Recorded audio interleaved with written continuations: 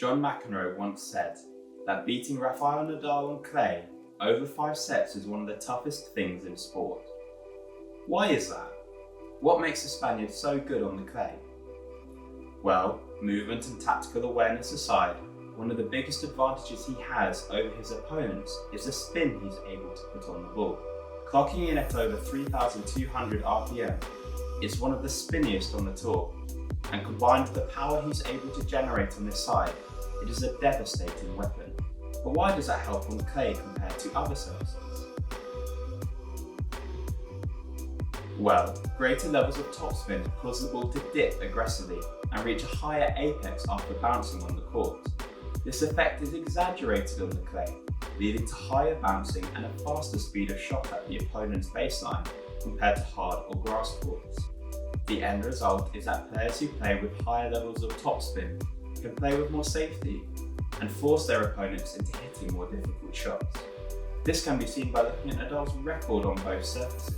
He hits the same amount of forehand winners on both clay and hard courts, but crucially he hits 1% less unforced errors. This may not sound like a lot, but the result is that on hard courts, he wins the point 56% of the time when he hits a forehand. On clay this number is 59%. So Nadal isn't necessarily hitting more winners on clay, but he is winning more points. How is this possible? Well, studying matches in closer detail between Nadal and an opponent could help solve the mystery. Novak Djokovic is a great place to start.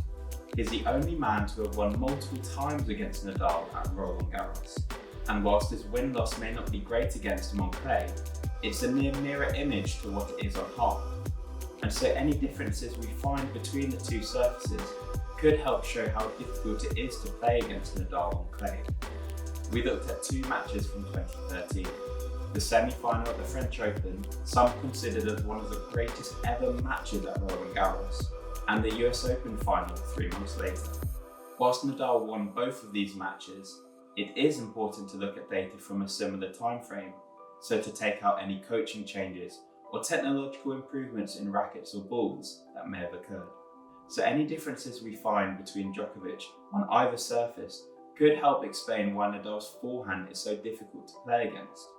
We ran both matches through Swing Vision to generate ball tracking data, and you can see here Djokovic's backhand contact points in orange from Roland Garros and blue the US Open. It is important to note that these backhands are from after Nadal has hit a cross-court forehand, so we can analyse purely just that shot. Whilst there is not too much difference in the width for which Novak contacts the ball, in Roland Garros he takes the ball nearly 1 metre further inside the court compared to the US Open. Why? Well, due to the extra height Nadal's forehands get on clay, for Djokovic to hit the ball within his hitting window, around 1.1 metres off the ground, he has to either move forwards and take the ball on the rise, or move backwards. Moving backwards would push Djokovic even further off the court, giving Nadal extra control within the rally.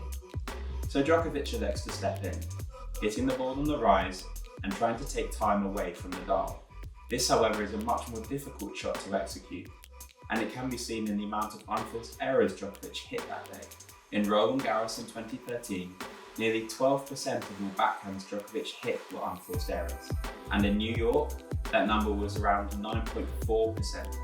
Looking at more recent matches between the two, this trend continues, with the last 3 matches on clay courts, Djokovic averaging 9% backhand unforced errors, compared to just 6% on hard courts.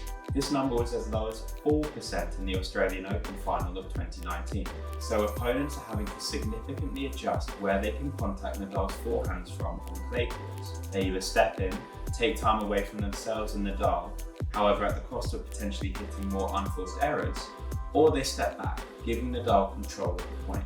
And if the player who is ranked number 4 on all-time win-losses on clay struggles against Nadal on the surface, it's no wonder it is nearly impossible for the rest of the tour.